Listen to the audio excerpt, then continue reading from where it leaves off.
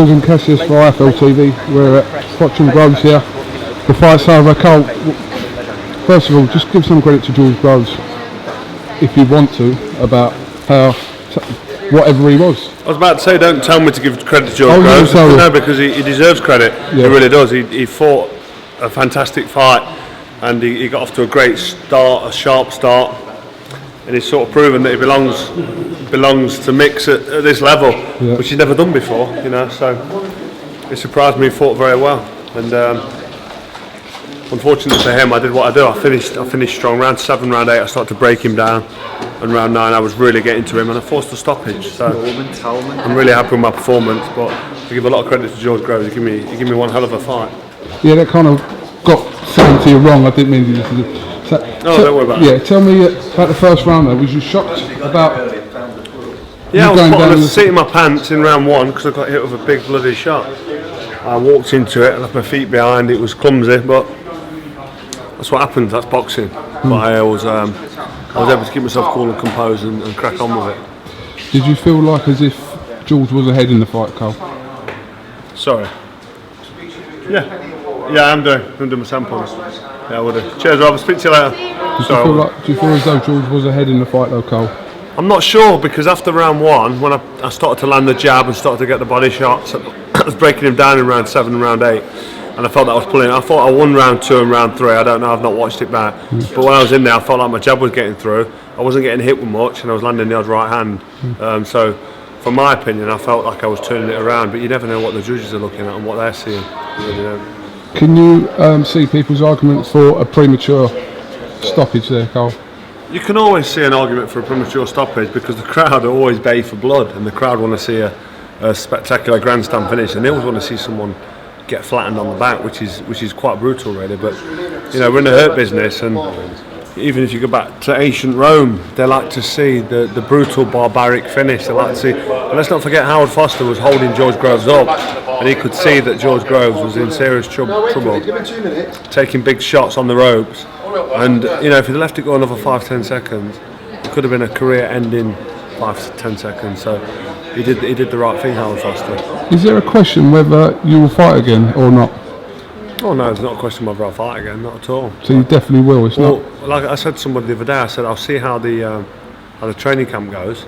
If the training camp goes well, if I can still hit my targets on my runs and my swimming and my cycling, and do all my groundwork, my circuit stuff, if I can still do that, I'll go into the fight. But I'll never go into the fight unfit. If I'd have gone into that fight today unfit, I would have got beat, because I wouldn't be able to get up off the floor in round 1 and fight back to then force the stoppage, because I would have had the engine. So I would never put myself in a position where I can't do what I do. Are you prepared to give him a rematch? Where are you going? See you later on. I'll see you at the Crown Plaza. If you want to press Crown, then we'll come just to the Crown, yeah. Give us a ring in about 20 minutes. Yeah, alright brother, see you later. Sorry about that. Family. You're prepared to give him a rematch if it's right on all parties? I've got to speak to Rob McCracken and Eddie Hearn. They make the decision who I fight and when I fight. You know me, I'll fight anybody. Not many people would have given George Groves the chance there. They would have maybe vacated or gone a different route. But I'll fight anybody, as you know. Look at the resume for the last 13 fights. So of course I would give George Groves a rematch if it makes sense. But at the minute, why would I need to give somebody a rematch? I've just fought him and beat him and knocked him out, stopped him. Regardless of what people thought of the stoppage and how they thought, I'm in there to do my job. I did a fantastic job. George Groves was in there to do his job, and he did a bloody great job as well. And Howard Foster's in there to do his job. It's not for me or George Groves or anybody else to question what Howard Foster did. They can make their opinion on it. You can't question a professional referee and start to give him abuse or disregard his decision to stop the fight, because you can't do it, because it's the hurt game. It's okay saying, oh, he stopped it early. What if he didn't stop it, and then I get 2 or 3 more free shots on George, and I would have then started to put really big shots together, because the landing. Before you know it, he's on the floor unconscious, and nobody wants to see anybody get seriously injured. But the crowd want to see the show closed, and that's why you get a couple of boos and a couple of people arguing that it was stopped too early. I've not seen it back. I was in there. I knew the ref was going to jump in any second, and he did. but I need to watch it back on the television to draw a proper conclusion. But as far as I'm concerned, the fight was stopped correctly. But I'm not saying I just beat George Groves up, and I'm saying George Groves gave a great account of himself. He's a better fighter than what I thought he was, and I think he's got a fantastic future ahead of him. All right, just one more thing. What do you think about what they, Paddy and George, think that it was the reputation of your granite chin and warrior-like, and the reputation of George as having, like, being chinny, that's why the referee went in and stopped that? Because that's what they said in the press conference. Oh, I've not heard that. He did say that actually on the Sky interview. You can see his point, but I don't think the referee thought, Carl Froch is a warrior, he's going to keep coming back, and George Groves has got a bit of a delicate chin, so. I don't think that would have made any. I'll think of my words. I don't think that would have been significant in his decision to stop it. Is the referee thinking, George is chinny, I better jump in? I don't think so, no. And so, unfortunately, George and his trainer, Paddy, have said something there that was probably a little bit out of line in terms of the referee. Because the referee is a fantastic ref and he did a great job. There's actually a strong argument to say that the referee saved George Groves' career. He's a young man, and he can come again, and he will come again. I'm telling you now, as a 4-time world champion and a current 2-time champion, WBA and IBF, current holder of 2 titles, I strongly believe George Groves will be a world champion. I think he will.